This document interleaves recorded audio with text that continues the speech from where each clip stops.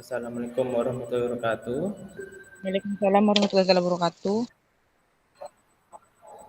Baik, pada pagi hari ini ya, di perkuliahan suatu perkembangan hewan, kita akan masuk ke materi pertemuan 11 dan sekaligus 12.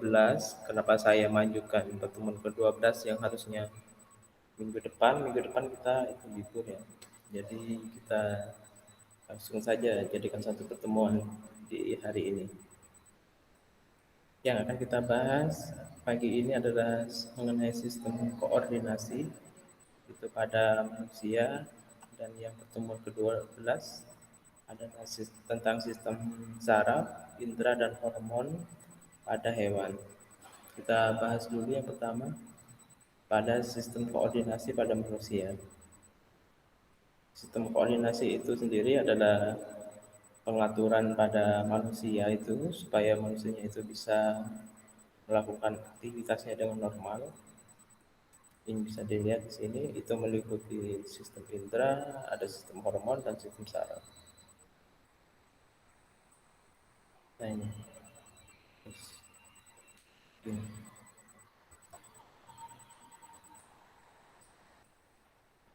Nah di sini bisa dilihat itu ada sistem saraf, pusatnya di otak, kemudian ada berbagai macam ini organ indera yang bisa diketahui, ada organ indera penglihatan, pendengaran, pembau, perasa dan peraba. Dan sistem hormon itu juga pada bagian otak sini, pada bagian hipotalamus itu juga sebagai pusat kontrolnya. Dan kelenjar pituitari adalah kelenjar yang disebut rajanya hormon karena dia itu mengatur semua jenis hormon.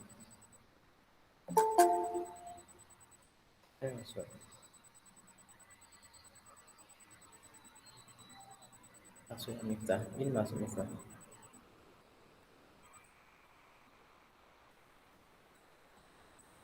Tadi masuk kayaknya. Bukan ya. Oh ini.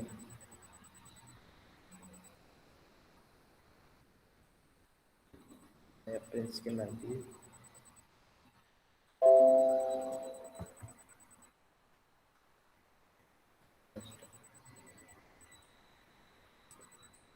Kayaknya saya masuk.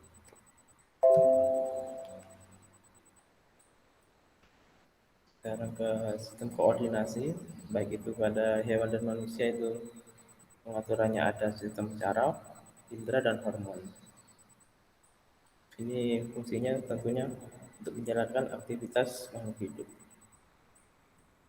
Kemudian ke sistem saraf, ada sistem pembagiannya, ada sistem saraf pusat dan sistem saraf tepi. Yang sistem saraf pusat itu ada dua macam, pada bagian otak, dan otak sendiri itu terbagi menjadi tiga. Ada otak besar, kecil, dan sumsum lanjutan. Kemudian juga ada sumsum tulang belakang. Dan sistem saraf tepi itu ada sistem saraf somatis, ini yang disadari, ini dilakukan oleh kehendak otak itu untuk melakukan perintah. Dan sistem saraf otonom ini tak sadar, itu di bawah kendali otak itu, atau tak sadar itu, atau secara refleks ya. Dan pembagiannya menjadi sistem saraf simpatik dan parasimpatik. Nah ini sistem saraf pada hewan dan manusia. Untuk bereaksi terhadap rangsangan itu biasanya ada komponen-komponennya. Ada bagian pertama pada bagian luar itu reseptor. Itu pada alat indera, baik itu indera penglihatan, indera lainnya.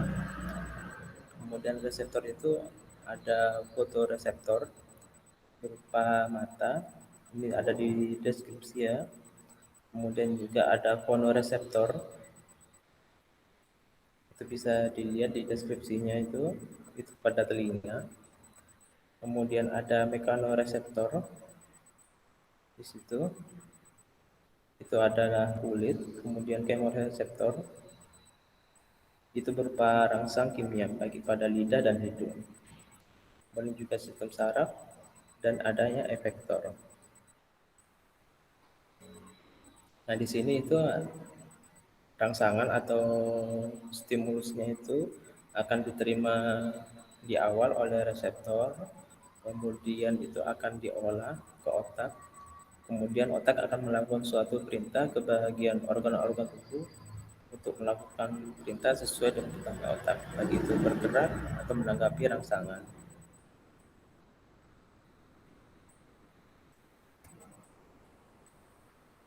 Kemudian ini bagian-bagian dari neuron atau sel saraf. Ada akson terminal, ini bagian saraf sensoriknya ini untuk menerima rangsangan.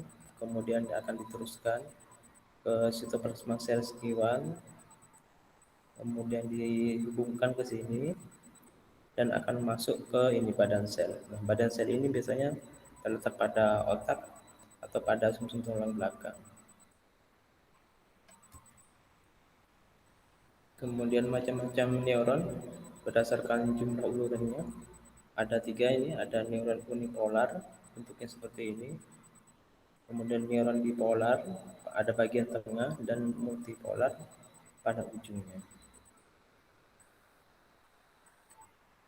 Kemudian berdasarkan fungsinya ada neuron sensorik yang bertugas menerima rangsangan pertama untuk diteruskan ke sel saraf lainnya, ke badan sel dan ke ini sel saraf pusat. Kemudian ada neuron konektor penghubung, artinya dia itu menghubungkan antara neuron satu dengan neuron lainnya untuk meneruskan rangsangan. Kemudian ada neuron motorik, tugasnya ini menerima perintah rangsangan dari badan sel atau saraf pusat ke organ-organ tubuh untuk melakukan penangkapan rangsangan.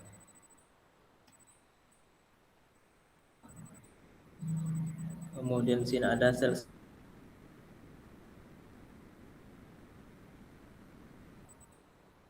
kemudian ada neuron multipolar mempunyai satu kaki panjang dan banyak kaki pendek. Ada juga sel saraf penghubung, konektor, itu terdapat di dalam sumsum tulang belakang. Kemudian ada sel saraf motoris atau sel penggerak, sel saraf penggerak membawa respon dari pusat saraf ke otot. Nah, ini penjabaran dari sini, dari slide sebelumnya ini berdasarkan fungsinya. Atau ini pengertiannya dari neuron sensorik, konektor dan motorik.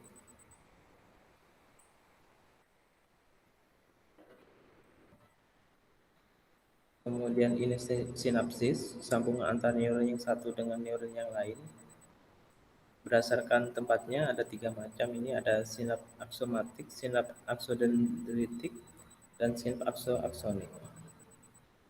Nah, ini fungsinya ini adalah pelepasan neurotransmitternya itu atau rangsangannya akan diteruskan antara neuron sel saraf satu dengan sel saraf lainnya itu. Bisa dilihat pada ini pada slide. Nah, ini pada slide ke-6 itu. Nah, itu bisa dilihat itu setelah bagian sitoplasma sel Schwann. Nah, ini sinapsisnya, ini jelas sinapsisnya, dia akan menerima ini antara impuls saraf ke neuron satu dan neuron lain.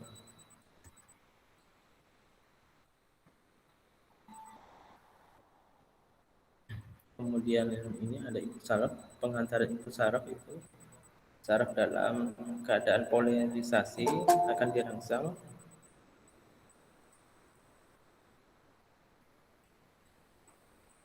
Masuk ya, masuk tadi kayaknya. Sebentar tadi masuk. Ada.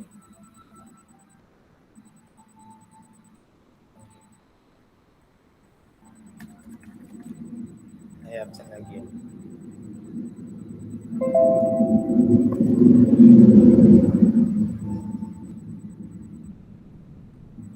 Oke, lanjut ya. Kemudian pengantaran impuls saraf itu saraf dalam keadaan polarisasi akan dirangsang. Kemudian dalam keadaan depolarisasi itu timbul aliran listrik. Kemudian timbul impuls saraf. Impuls saraf dibawa ke dendrit, ke badan sel, menuju akson, dan dibawa ke sel saraf lainnya. Di sini bisa dilihat pada gambar itu permukaan luar neuron itu bermuatan positif dan bagian dalamnya bermuatan negatif.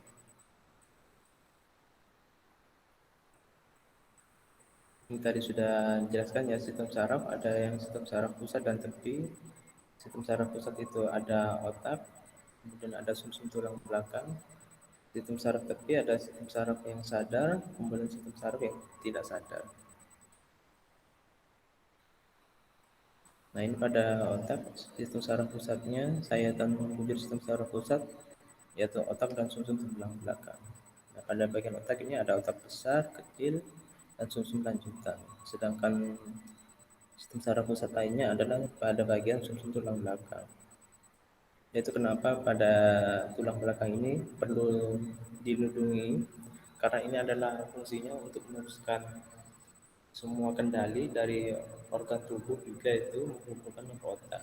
Dan kenapa pada cedera pada sumsum tulang belakang itu akan menyebabkan lumpuh, sehingganya itu orang akan menjadi lumpuh. Nah, pada bagian ini juga itu nanti pada pembuluh sarafnya itu juga dari pola makanan juga itu kita juga harus jaga itu. Nah, itu kenapa orang terjadi stroke itu pada pembuluh darahnya itu pasti akan terjadi sumbatan itu, baik itu sumbatan kolesterol sehingga darah itu tidak akan mengalir dengan lancar itu ke otak. Dan otak ini perlu asupan nutrisi darah karena darah itu membawa sari-sari makanan dan juga oksigen yang diperlukan oleh otak.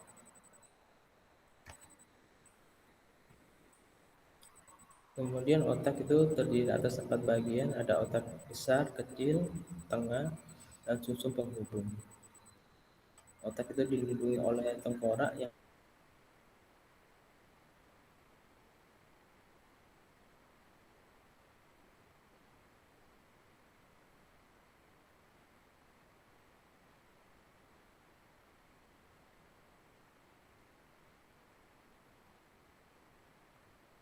besar dan bagiannya.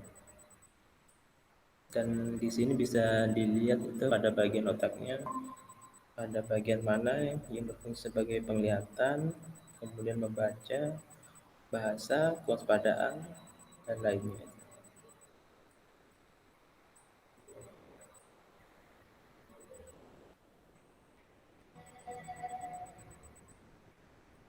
Nah, di sini juga bisa dilihat itu dari pembagian otak, baik otak besar, otak kecil, dan otak tengah. Itu pada bagian apa itu sebagai pusat kontrolnya, baik itu pusat berbicara, penciuman, dan lainnya itu.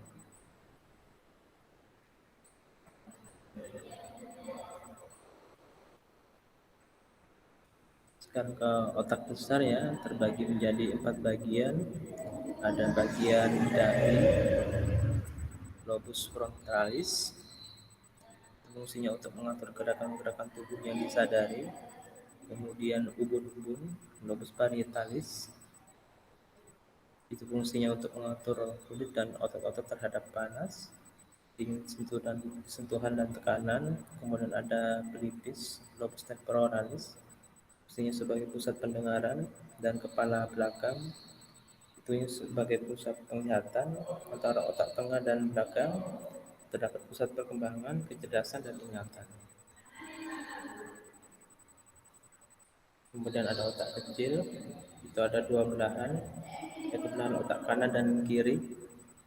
Antara dua belahan itu dihubungkan oleh jembatan Paron. Kemudian otak kecil itu fungsinya untuk mengatur keseimbangan tubuh dan koordinasi kerja otot ketika bergerak.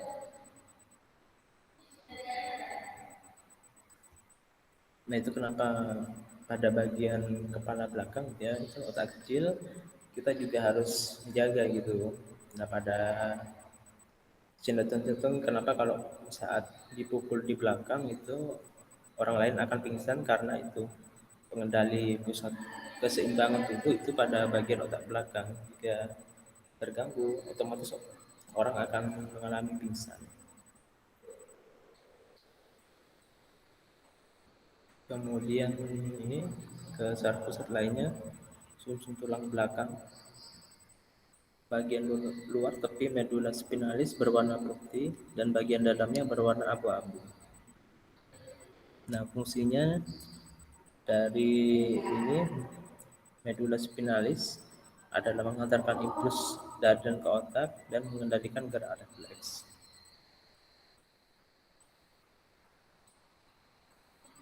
Nah, ini ada gambar substansi kelabu dan putih pada sumsum tulang belakang dan otak. Kemudian sekarang ke sistem saraf tepi. Berdasarkan arah impuls yang dibawanya, ada sistem saraf aferen dan sistem saraf eferen. Kemudian berdasarkan asalnya, ada sistem saraf kepala dan sistem saraf tulang belakang. Nah, ini pada bagian sistem saraf kepala kranial. Kemudian ada saraf leher. Ini disebut sistem saraf tulang belakang spinal. Ada saraf leher, saraf punggung, saraf pinggang, saraf pinggul atau sakral, dan saraf ekor.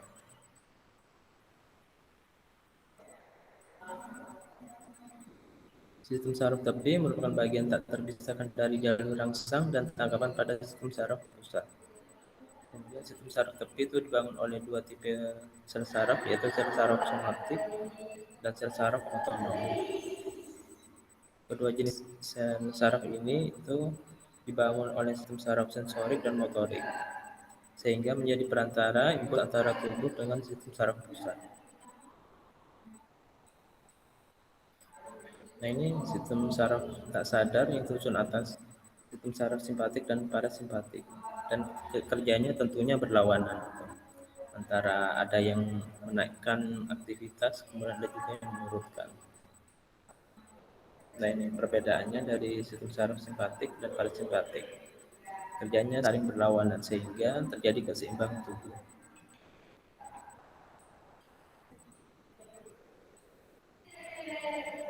Dan ini adalah jalur di mana persarapan antara sistem saraf simpatik dan parasimpatik. Kemudian ini proses terjadinya gerak tubuh. Ada gerak biasa, itu alurnya dari reseptor, organ indera, kemudian diteruskan ke sel saraf neuron sensorik, ke pusat saraf, kemudian ke neuron motorik, kemudian ke efektor atau kembali lagi ke organ indera lainnya itu yang menanggapi rangsangan. Kemudian untuk gerak refleks atau tak sadar itu bedanya ada reseptor, organ indera, ke neuron sensorik, kemudian diteruskan ke neuron konektor tanpa harus ke pusat saraf. Neuron konektor ini bisa sumsum tulang belakang, kemudian ke neuron motorik dan ke efektor. Nah, ini bisa dilihat ini.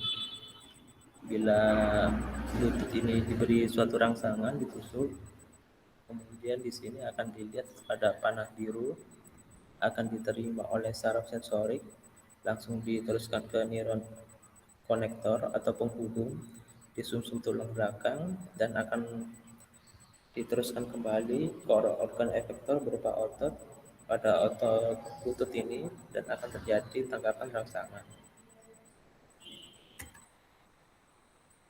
Nah, ini gerak sadar antara mata yang melihat, kemudian diteruskan ke saraf sensorik, kemudian ke pusat sistem saraf pusat, dikembalikan lagi ke saraf motorik yang ada pada organ ini tubuh dan akan terjadi gerak otot. Dan untuk gerak refleks tak sadar ini contohnya bisa dilihat jika kita tersentuh oleh objek yang panas. Ini bisa dilihat pada arah impuls sarafnya, dia akan langsung ke saraf sensorik, kemudian ke badan sel interneuron pada sumsum tulang belakang dan akan diteruskan lagi ke sel saraf motorik dan akan kembali pada bagian organ yang terkena objek panas untuk menghindar dari objek panas tersebut.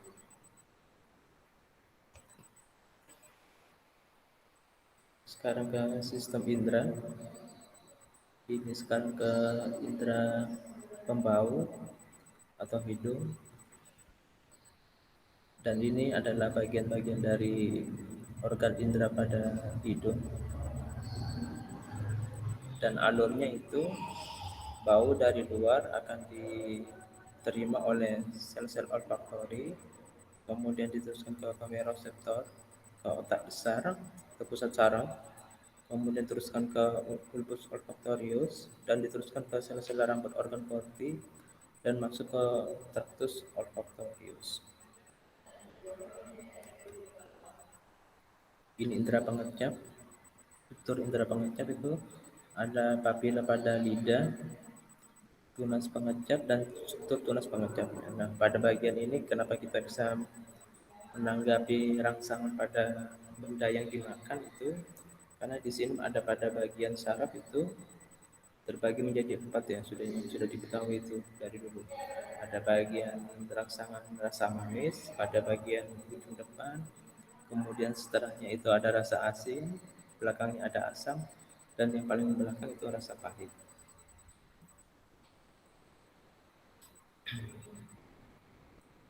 Nah ini bila pasien itu sakit ya, yang saya tak tahu atau diberitahu itu jika kita minum obat, bagaimana supaya tidak terasa pahit itu kita letakkan pada bagian sini, pada bagian ujung lidah itu, terus kita langsung minum itu dengan air. Insya Allah tidak akan begitu pahit.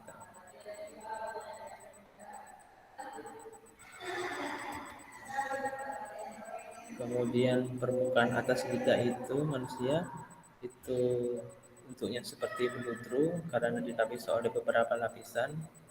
Pada manusia, reseptor bagi stimulus rasa berada pada kuncup pengecap yang tersebar di lidah. Kemudian itu papilanya itu bermacam-macam sesuai bentuk lokasinya. Banyaknya papila tersebut ditemukan. Ada papila piliformis, itu menyebar pada seluruh permukaan lidah, fungsinya untuk menerima rasa sentuh dari rasa pengecapan. Ada papila circumvallata yang terletak di bagian dasar lidah. Ini lebih paling besar daripada yang lain. Kemudian ada papila fungiformis menyebar pada permukaan ujung dan sisi lidah dan berbentuk jamur. Dan papila foliata umumnya banyak terletak pada bagian sisi lidah. Dan bisa dilihat di gambar ini bagian-bagian lidah.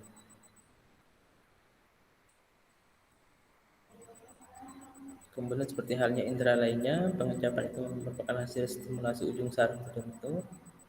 Dalam hal ini ya, mampu membedakan kelezatan makanan karena adanya stimulasi kimia. Pada manusia, ujung saraf pengecap berlokasi di kuncup pengecap pada lidah. Kuncup-kuncup pengecap mempunyai bentuk seperti labu, terletak pada lidah bagian depan hingga belakang. Nah, ini kuncup pengecap tersebutnya, alurnya itu ada rasa, kemudian diubah menjadi zat kimia plus air liur, ke kuncup pengecap, kemudian ke rambut saraf, kemudian diteruskan ke otak besar, terus otak parietal, sehingga akan terlihat itu rasanya seperti apa. Kemudian ini ada indera penglihatan sekarang, yaitu organ mata. Ada ini yang ini ada alat tambahan mata pada bagian luarnya, kemudian bagian-bagian kelopak ini di dalam mata. Ini indera penglihatan, struktur mata, dan bagian-bagiannya itu.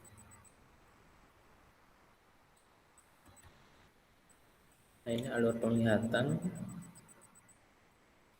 Alurnya ada cahaya, kemudian diterima oleh kornea, teruskan ke lensa di belakang pupil, masuk ke organ vitreous humor, kemudian ke retina, diteruskan ke fotoreseptor, sel batang dan sel kerucut, kemudian diteruskan ke sel saraf optikal dan ke otak besar. Itu mata kiri itu mengantarkan impuls ke lobus optikal kanan dan mata kanan mengantarkan impuls ke lobus optikal kiri. Reseptor penglihatan mata itu adanya sel batang dan kerucut. Nah, sel batang ini fungsinya ini, dia itu bisa tidak membedakan warna, kemudian untuk terlihat adanya suatu warna itu diperlukan vitamin A. Jadi orang yang kekurangan vitamin A itu akan mengalami rabun senja. Jadi sel batang ini fungsinya untuk penglihatan di malam hari. Kemudian sel kerucut ini fungsinya untuk melihat di pagi sampai sore ya itu. Dan biasanya ini pada hewan-hewan tertentu, misalnya pada burung elang, dia itu memiliki perbedaan antara jumlah sel batang dan sel kerucutnya. Pada hewan predator tersebut itu kenapa dia bisa lebih jelas melihat suatu benda yang jauh, karena kemungkinan ini pada elang dia itu sel kerucutnya itu lebih banyak gitu, sehingga dia lebih jelas melihat suatu benda. Sedangkan sel batang ini dimiliki oleh burung, misalnya burung hantu. Dia itu memiliki sel batang yang lebih banyak gitu, sehingga dia bisa melihat dan gelap itu di malam hari.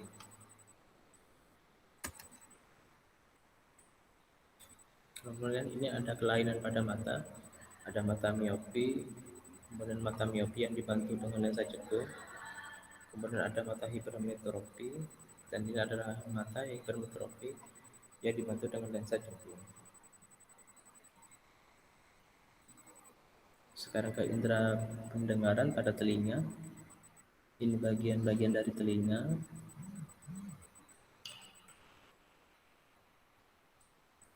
Kemudian pembagian daerah telinga ini ada telinga luar,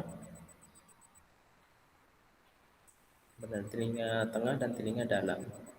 Dan ini adalah struktur telinga bagian dalam dan bagian-bagian. Nah ini fungsinya pada di sini ada gendang telinga itu biasanya. Nah gendang telinga ini yang akan ini menerima suara gitu. Jadi pada kalau kita apa ya pada setiap bulan mungkin atau beberapa bulan kita kalau akan membersihkan pada telinga itu kotorannya, kita juga harus hati-hati jangan sampai pada gendang telinganya ini, sehingga akan menyebabkan seseorang akan mengalami kekurangan pendengaran gitu.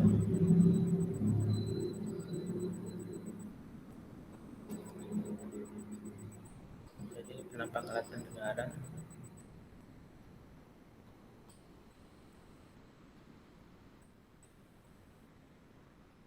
ini ada struktur koklea dan struktur bagian dalam koklea ini pada bagian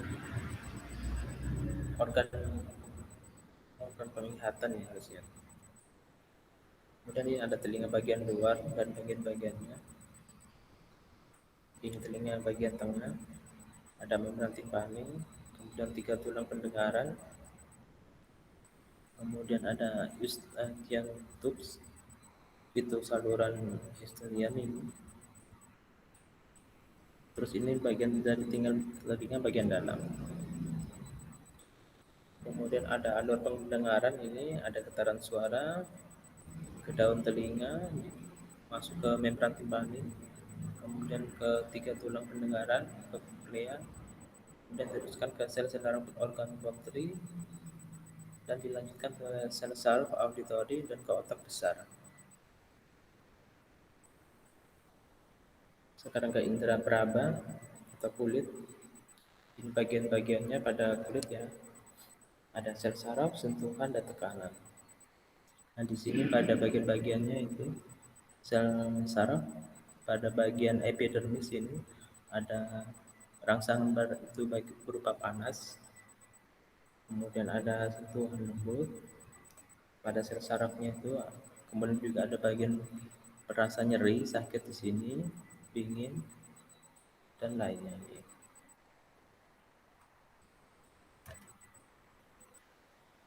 Nah, di sini pada kulit itu ada berbagai macam reseptor itu yang fungsinya untuk menerima rangsangan. Bagi ini ada reseptor corpus maximal itu fungsinya berupa sentuhan, corpus pacini berupa tekanan, dan corpus lainnya ini. Sekarang ke sistem hormon pada manusia. Nah, itu hormon dihasilkan oleh hipofisis dan organ targetnya, lobus anterior dan posterior.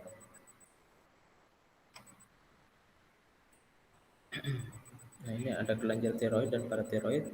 Kelenjar tiroid itu menghasilkan hormon tiroksin dan tiroreksin. Kelenjar paratiroid menghasilkan hormon paratormon. Sedangkan kelenjar adrenal menghasilkan hormon adrenalin dan noradrenalin.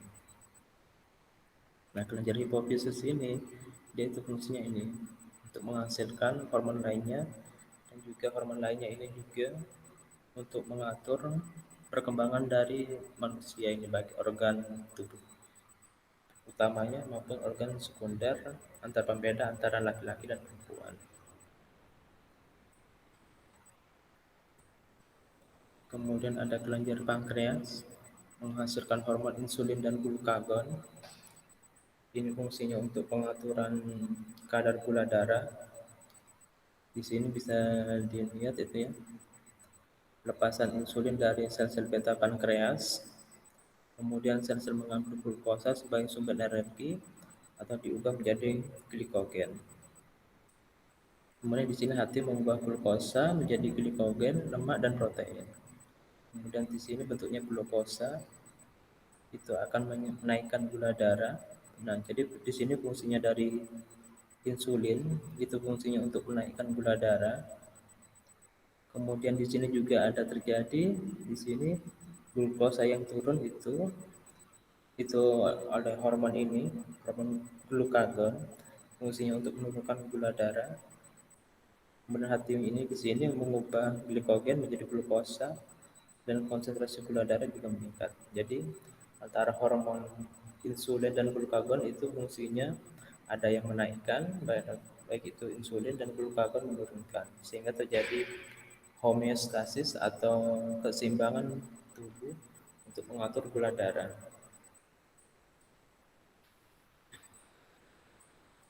Nah, itu pada pasien diabetes kenapa dia disuntik itu entah itu hormon insulin atau glukagon, karena pada bagian pankreasnya itu sudah rusak, itu tidak bisa menghasilkan lagi baik itu hormon insulin atau glukagon. Dan tadi saya sudah jelaskan hormon insulin glukagon ini fungsinya ada yang menaikkan dan menurunkan, sehingga terjadi itu kestabilan gula darah. Jika gula darah kita dalam tubuh itu naik, tentu itu akan terjadi diabetes yang tinggi dan akan menyebabkan sesuatu yang tidak baik pada pasiennya itu, sehingga akan diturunkan.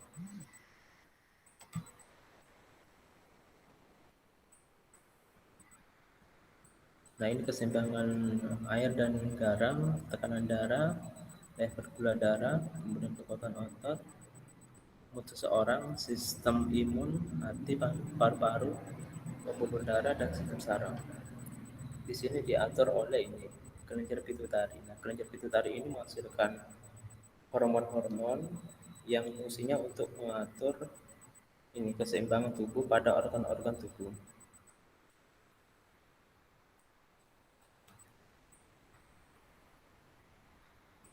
Kemudian ini hormon pada kelamin, pada wanita itu ovarium. Hormon ovariumnya ini hipofisis menghasilkan ini hormon PSA dan LH.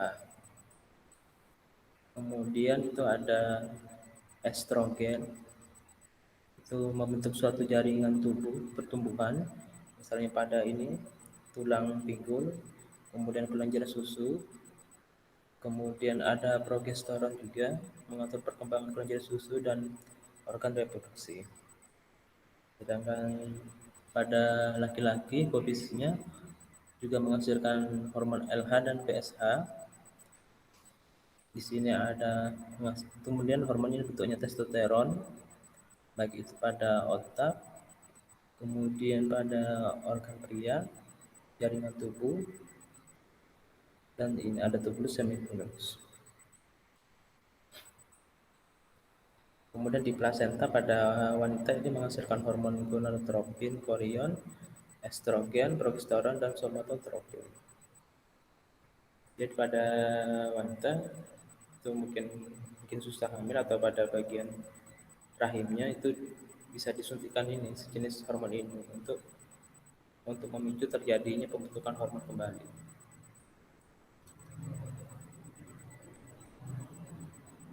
Nah, ini kelenjar endokrin pada manusia dan beberapa hormon lainnya.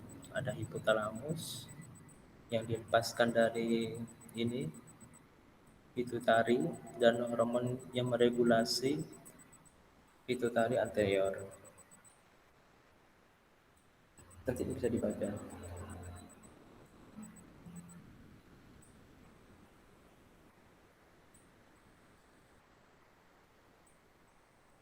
Kemudian perbedaan sistem saraf dan endokrin atau sistem hormon. Sistem saraf itu aksinya cepat, yang hormon itu lambat. Pengaturannya sistem saraf itu melalui serabut saraf, kemudian sistem hormon ini melalui pembuluh darah. Jadi dari pembuluh darah, hormon-hormon itu akan dilepaskan melalui darah dan akan masuk ke bagian organ-organ lainnya untuk membentuk suatu hormon, baik itu hormon pertumbuhan dan perkembangan atau hormon lainnya. Kemudian sekresinya atau pengeluarannya, sistem saraf itu jangkanya pendek, misalnya jantung dan kontraksi otot neurotransmitter. Jadi kerjanya itu pendek dari otak ke organ tubuh. Kemudian yang sistem hormon itu jangkanya panjang, misalnya terjadi suatu pertumbuhan dan perkembangan hormon. Dan ini juga dipengaruhi ya oleh penyaluran hormon yang lancar ke pembuluh darah ke organ tubuh manusia. Kemudian komunikasinya, sistem saraf itu melalui sistem sirkulasi, dan hormon itu komunikasi antar neuron melalui sinapsis tadi. Tadi kan dijelaskan antara neuron satu dan yang lainnya ada celah yang itu disebut sinapsis. Kemudian hubungan antara sistem saraf dan hormon. Hormon itu bekerja di bawah perintah sistem saraf. Sistem yang mengatur kerjasama antara saraf dan hormon terdapat pada bagian daerah hipotalamus. Nah, itu pada bagian hipotalamus itu ada pada bagian otak manusia. Kemudian daerah hipotalamus itu disebut daerah kendali saraf endokrin atau saraf hormon. Hormon ini fungsinya mengatur homeostasis, keseimbangan pada manusia, metabolisme, reproduksi, dan tingkah laku. Homeostasis adalah pengaturan secara otomatis dalam tubuh agar kelangsungan hidup dapat dipertahankan. Contohnya, pengendalian tekanan darah, kadar gula dalam darah, dan kerjanya jantung. Nah, ini beberapa penyakit gangguan sistem saraf. Ini stroke, sudah banyak diketahui itu. Kemudian ini ada penyebabnya, baik itu faktor resiko medis, bisa penyakit hipertensi, kolesterol, arteriosklerosis, ini bisa terjadi pecah pembuluh darah, penyakit jantung, diabetes, kemudian riwayat stroke dalam keturunan keluarga. Kalau tidak ada ini mungkin bisa dari perilaku, mungkin dari gaya hidup, kemudian pola makan, obesitas, merokok, dan konsumsi alkohol. Nah, ini pada gambar bisa dilihat itu penyakit stroke bisa dilihat ini terjadinya penyumbatan pembuluh darah pada bagian di bawah otak ini, sehingga ini akan menyebabkan pada bagian-bagian tertentu antara pembuluh darah yang menyalurkan antara otak ke organ tubuh itu tidak lancar, sehingga pada organ tubuh yang tidak lancar pembuluh darahnya akan menyebabkan stroke atau lumpuh. Nah, ini contohnya saja Pak, pada di bawahnya otak itu stroke juga terjadi pada pembuluh darah lainnya. Gitu. Misalnya stroke ringan, gejala stroke ringan pada bagian kaki mungkin pada bagian pembuluh darah kakinya yang tidak lancar, sehingga akan menyebabkan kaki itu menjadi tidak begitu lancar jalannya atau lumpuh. Kemudian penyakit Alzheimer, ini penurun kesehatan jaringan otak sehingga menyebabkan menurunnya daya ingat. Ini biasanya diderita oleh manula. Gejalanya ada gangguan pada memori yang mengakibat terganggunya keterampilan dalam suatu pekerjaan. Bisa dilihat di sini. Kemudian ini ada obatnya dan pencegahannya itu dengan meningkatkan daya ingat, mengurangi makanan lemak, kemudian makan makanan yang banyak antioksidan, mengurangi gula, menjaga kebersihan, dan olahraga teratur. Kemudian penyakit Parkinson, Degenerasi sel saraf secara bertahap pada bagian otak tengah yang berfungsi sebagai patung gerak tubuh. Gejalanya ini ada faktor pemicunya, baik itu keturunan, lingkungan, dan aktivitas, dan pengobatannya, baik itu fisioterapi, itu dengan pemijatan, kemudian obat-obatan dan operasi. Kemudian autisme itu biasanya diderita pada anak kecil itu, pemicunya itu bisa dari keturunan dan lingkungan.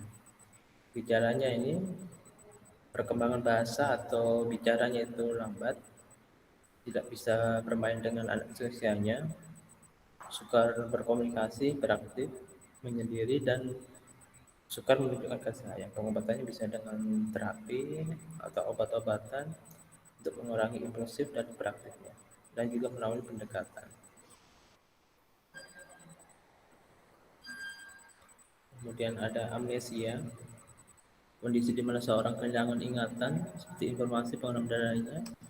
Dibagi menjadi dua, ada androgen amnesia dan retrogen amnesia.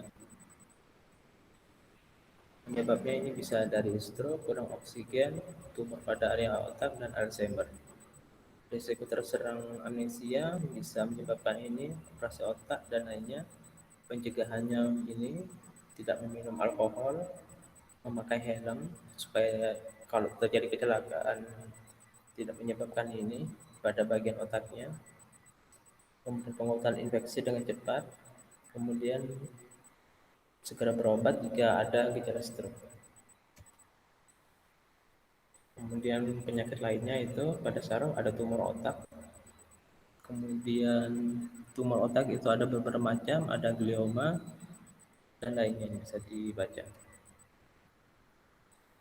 Sekarang ke pertemuan ke-12, ke sistem saraf, hormon, dan indera pada hewan. Ini sistem saraf vertebrata, contohnya hanya beberapa ya, harusnya ada 5. Ini sistem saraf pada ikan, ada bagian otak besar, tengah, kecil, sistem saraf katak, dan sistem saraf burung. Kemudian sistem saraf vertebrata atau hewan tidak bertulang belakang, itu berupa sistem saraf tangga tali. Di sini pada bagian ganglianya. Kemudian ada sistem saraf cacing tanah, sama, berupa sistem saraf tangga tali pada ganglion otak dan serabut sarafnya ini. Kemudian sistem saraf serangga berupa sistem saraf tangga tali ada pada ganglion otak, ganglion, dan serabut sarafnya. Sekarang ke sistem indera vertebrata pada ikan itu berupa gurat sisi, mata, alat pendengaran, dan alat pembau. Pada reptil berupa indera pembau yang tajam, namun penglihatannya berkurang. Nah, pada reptil ini, pada ular itu, pada lidahnya berupa organ Jacobson, dia itu bisa menerima rangsangan kimia dari sekitarnya berupa objek yang menimbulkan suhu panas, sehingga dia itu bisa mendeteksi pada jarak tertentu, yaitu jarak keberadaan benda yang panas, sehingga dia akan mendekat. Kemudian indera amfibi pada kata itu memiliki pelopak mata dan selaput tidur yang dapat melindungi mata. Kemudian indera burung itu pada indera penglihatannya.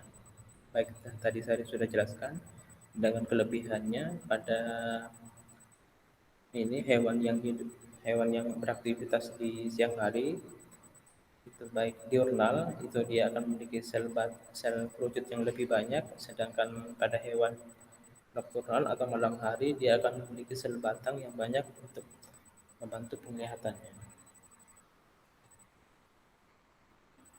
Kemudian sistem indera vertebrata atau hewan tidak bertulang belakang pada indera cacing pipih memiliki sepasang titik mata pada bagian anterior tubuhnya. Indera cacing tanah itu ada di seluruh permukaan tubuhnya. Kemudian indera serangga itu pada bagian indera penglihatannya berupa mata majemuk. Kemudian indera pada protozoa umumnya tidak memiliki indera. Meski demikian, itu protozoa peka terhadap rangsangan Baik itu rangsang yang lembut mendekat atau terhadap rangsang yang kuat akan menjauhi akan menjauh. Misalnya dia akan diberikan suatu rangsangan cahaya, dia dapat menjauh itu. Kemudian indera pada moluska, pada bagian tentakelnya itu terdapat sepasang mata, baik itu indera penglihat. Kemudian ada sepasang tentakel pendek yang fungsinya berfungsi sebagai indera peraba. Yang bisa dilihat ini pada bagian yang tentakel panjang, fungsinya sebagai indera penglihatan, dan yang pendek ini sebagai indera peraba. Kemudian indera pada cacing yang berkembang baik itu ada indera penerima rangsang cahaya pada bagian kulit dorsal dan banyak terkumpul di daerah ujung tubuh, dan ada sel-sel sensori yang peka terhadap rangsang sentuhan, misalnya pada planea pada bagian bintik matanya. Kemudian pada serangga memiliki dua macam indera yang berkembang dengan baik, yaitu sepasang sungut. Ada bagian sungutnya ini fungsinya sebagai alat peraba dan pencium, dan mata itu terdiri dari mata tunggal yang peka terhadap rangsang cahaya dan dua pasang mata majemuk yang terdiri atas ribuan omatodium. Kemudian di sini hanya cahaya yang tegak lurus yang dapat diterimanya, dan omatodium ini dapat mendeteksi bentuk dan bayangan. Kemudian ini indera pada ikan ya, bisa dilihat ini pada matanya, kemudian pada hidungnya yang berkembang. Indera ikan yang berkembang baik itu baik indera pembau dan penglihatannya. Mata ikan tidak memiliki kelopak, tetapi dilindungi oleh selaput epidermis. Akomodasi atau pergerakan itu dilakukan dengan cara mengubah kedudukan lensa matanya. Telinga ikan itu terdiri bagian dalam saja yang berfungsi untuk menangkap getaran melalui tulang kepala. Sedangkan indera pembau pada ikan hiu itu sangat tajam. Jadi pada hiu itu dia bisa mencium bau yang sangat tajam, misalnya darah, tentu dia akan mendekat. Kemudian untuk mengetahui tekanan air, ikan itu memiliki gurat sisi yang terletak di tengah badan ikan, membujur dari tutup insang sampai ke ekor. Mekanisme kerjanya, adanya tekanan air masuk ke pori-pori gurat sisi, kemudian ke cairan gurat sisi, ke saraf dan ke otak. Kemudian indera pada katak yang berkembang adalah mata dan pendengarannya. Mata ikan itu tidak dapat berakumulasi. Mata ikan itu memiliki membran niktitan atau selaput tidur yang terletak pada kelopak bawah mata. Fungsinya untuk melindungi dan membersihkan bola mata. Alat pendengaran katak itu terdiri atas bagian tengah dan dalam. Getaran suara itu pertama kali diterima oleh gendang suara, akan diteruskan ke tulang pendengaran, dan selanjutnya melalui jaring lumba akan diteruskan ke saraf pendengaran. Nah, ini indera pada reptil, pada ular yang berkembang dengan baik ini pada bagian lidahnya atau organ Jacobson yang fungsinya untuk menerima rangsang kimiawi dari lingkungan berupa benda yang sifatnya lebih panas dari sekitarnya.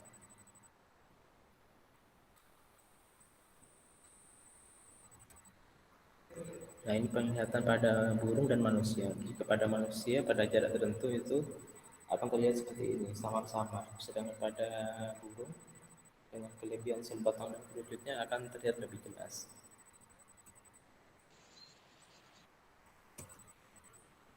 Kemudian pada mamalia, anjing itu dapat mendengar bunyi infrasonik yang kurang dari 20 Hz dengan suara yang lebih kecil. Sedangkan kelelawar itu dapat menimbulkan dan menerima getaran infrasonik.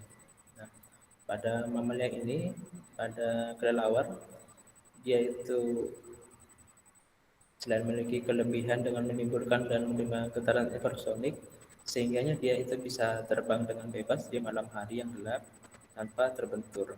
Tetapi dia sel batang dan kerucutnya itu tidak sama seperti pada burung, sehingga normal. Tetapi dengan adanya dia bisa menimbulkan dan menerima getaran infrasonik, sehingga dia itu bisa terbang tanpa menabrak benda atau yang dilewatinya. fungsi dari getaran infrasonik ini juga pada mangsanya. Jika itu pemantulannya itu berbeda, tentu dia akan menangkapnya untuk mendekat atau menangkap mangsanya. Kemudian sistem hormon ini, tentunya berfungsi dalam mengatur homeostasis, metabolisme, reproduksi, dan tingkah laku. Hormon vertebrata itu umumnya sama dengan yang dihasilkan oleh hormon manusia. Dan hormon invertebrata, misalnya serangga, menghasilkan hormon otak, hormon epison, dan hormon juvenin. Yang terjadi pada di sini dilihat ya pada capung, terjadi pergantian kulit pada serangga yang dipengaruhi oleh hormon. Nah ini materi pengayaan. Ini adalah naksa atau golongan narkotika yang pada bidang kedokteran itu digunakan untuk sebagai obat bius, tapi pada penggunaan yang berlebihan itu tentunya akan mengganggu pada organ tubuh.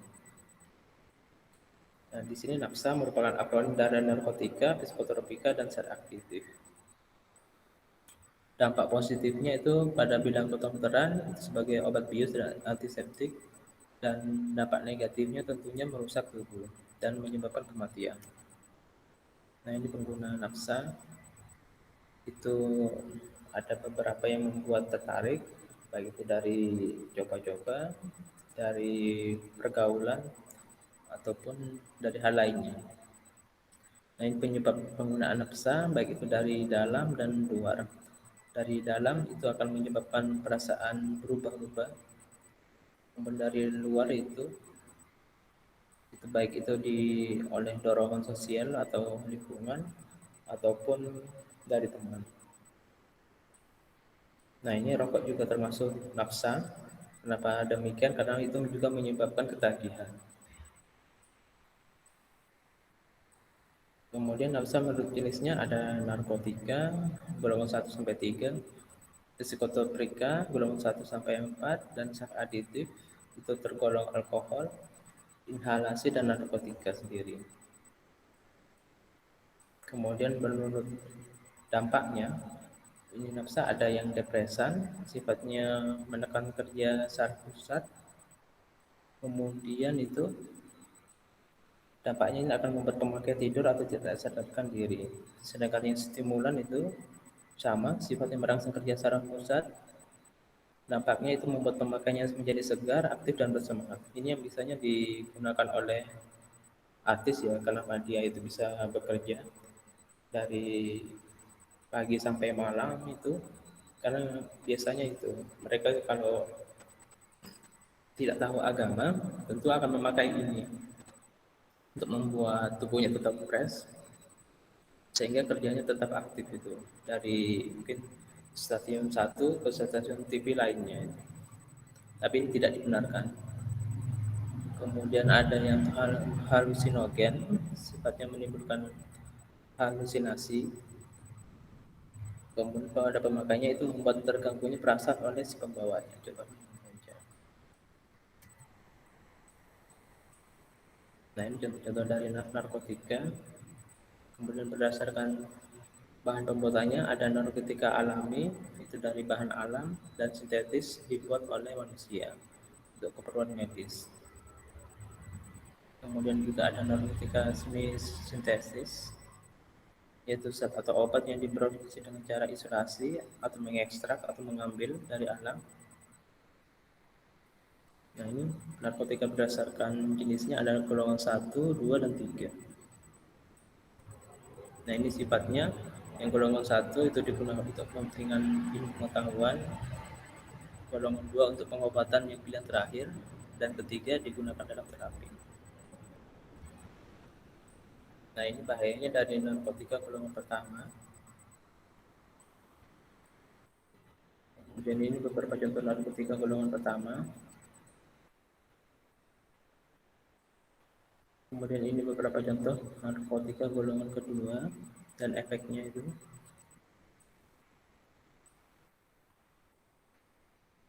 Nah, ini beberapa jenis narkotika dan efek penggunaannya. Kemudian berdasarkan tujuan penggunaan dan tingkat resiko ketergantungan, psikotropika itu ada golongan 1 sampai 4. Golongan pertama itu untuk ilmu pengetahuan, jika digunakan secara ketergantungan mengakibatkan sindrom ketergantungan. Golongan 2 untuk iptek dan medis, sama mengalami ini. Dari golongan 1 sampai ke 4 ini akan mengakibatkan sindrom ketergantungan jika pemakaiannya tidak tepat.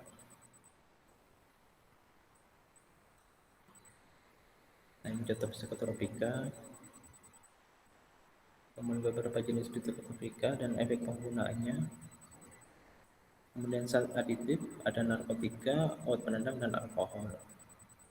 Kemudian zat aditif itu pengertiannya zat yang pemakainya dapat menimbulkan ketergantungan fisik yang kuat dan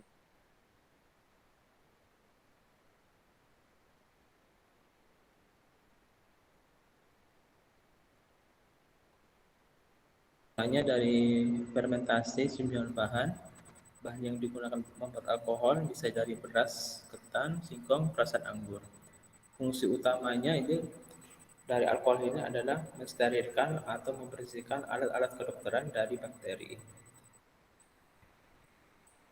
Nah, ini kandungan alkohol atau etanol dalam miras seperti ini. Nah, itu kenapa orang-orang pemabuk yang sering dia itu minum, tentu konsentrasi alkoholnya itu lebih banyak dalam tubuh. Nah, jika konsentrasi alkoholnya itu lebih banyak dalam tubuh, tentunya dia akan merusak itu organ-organ tubuh.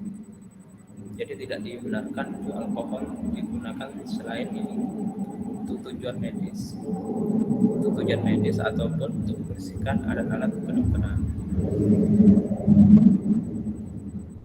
Nah, ini gejala pemakaian alkohol. Kemudian gejala setelah insaf ya atau berhenti akan seperti ini, dan ini zat adiktif lainnya. Jadi di sini pesannya kita ini menghindari pemakaian seperti ini untuk hal-hal yang tidak tepat, sehingga kita tidak akan merugikan baik pada diri, lingkungan, maupun keluarga ataupun masyarakat. Jadi ditolak saja kalau misalnya ada suatu pergaulan yang seperti itu, kita saling menghargai gitu, ataupun kita menghindar dari dia itu supaya pergaulan hidup kita tetap terarah dan tidak akan berdampak buruk gitu pada masa depan kita. Oke, ada yang mau ditanyakan?